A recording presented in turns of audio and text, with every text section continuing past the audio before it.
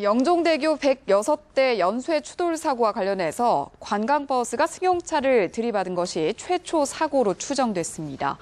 인천 서부경찰서는 어제 최초 사고 발생 차량 10대의 블랙박스 확인 등을 통해서 영종대교 상부도로 서울 방향 2차로에서 57살 신모 씨가 몰던 관광버스가 앞서 달리던 검은색 승용차를 추돌한 것이 1차 사고로 추정된다고 밝혔습니다.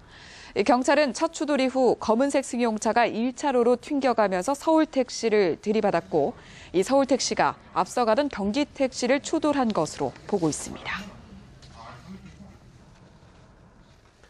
네, 어제 발생한 인천 영종대교 연쇄 추돌 사고와 관련해 정부가 사고 원인과 문제점을 조속히 규명하고 예방책을 마련하겠다고 밝혔습니다. 김종성 기자의 보도입니다.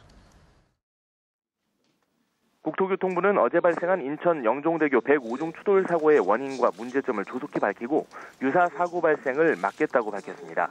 이 정부는 이를 위해 우선 사고 발생 시 자동차에서 자동으로 사고 정보를 전송하는 이콜 시스템에 대한 연구를 시작하고 차량 주행 중 다른 차량 또는 도로 설비와 통신하며 위험 정보를 실시간으로 공유하는 차세대 지능형 교통 시스템 시범 사업도 10월부터 추진합니다.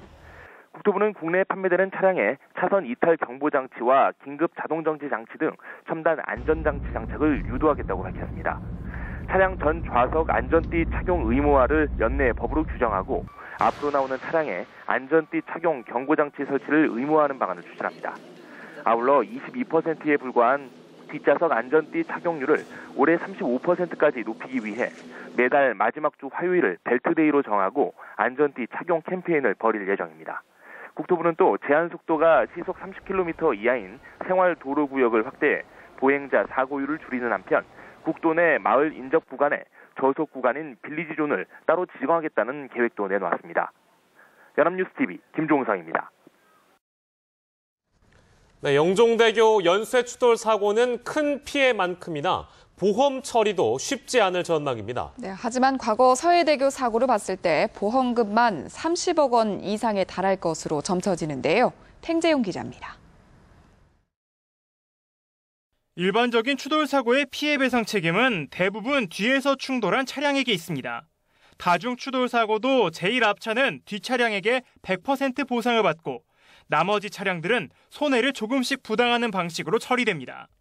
하지만 이번 영종대교 추돌 사고의 보험 처리는 100대가 넘는 차량이 사고를 당해 상황별로 하나하나 책임 비율을 산정해야 합니다. 앞에 사고를 피하려다가 옆차와 부딪혔거나 사고를 피하기 위해 급정거한 차량을 들이받아도 일정 비율의 책임을 져야 하는 상황이 발생할 수 있습니다. 이번 추돌 사고 같은 경우에는 여러 차량들이 같이 엉켜 있는 그런 사고로 인해 가지고 어떤 차량들이 앞에고 어떤 차량이 뒤인지 그런 부분이 명확한 구분이 좀 잘 안 되는 어려움이 있습니다. 도로를 관리하는 신공항 하이웨이도 책임 문제에서 자유롭지 못할 전망입니다. 안개가 짙어 차량 운행에 심각한 지장이 있을 땐 차량 통제를 할 수 있다는 안전 지침이 있음에도 이를 지키지 않았기 때문입니다. 앞서 2006년 11명이 사망하고 49명이 다친 서해대교 29중 추돌 사고는 보험 보상액이 40억 원 정도인 것으로 알려졌습니다. 영종대교 추돌 사고의 경우 사망자가 적지만 파손된 차량이 많아 30억 원 정도의 보상금이 나올 것으로 관측됩니다. 연합뉴스TV 팽재용입니다. 네, 중국에서도 유사한 사고가 있었습니다. 쓰촨성에서 56중 추돌 사고가 나 다수의 사상자가 발생했습니다.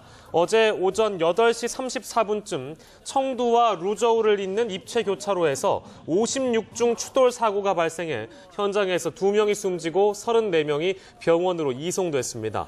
부상자 중 4명은 위중한 상태입니다.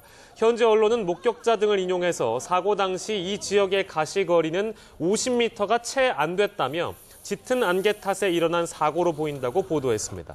또 당시 앞쪽에서 사고가 난 것을 안 일부 운전자와 승객이 옷가지 등을 이용해 뒤따르는 차들에게 적극적으로 위험 신호를 알리면서 사고가 더 커지는 것을 막을 수 있었다고 전했습니다.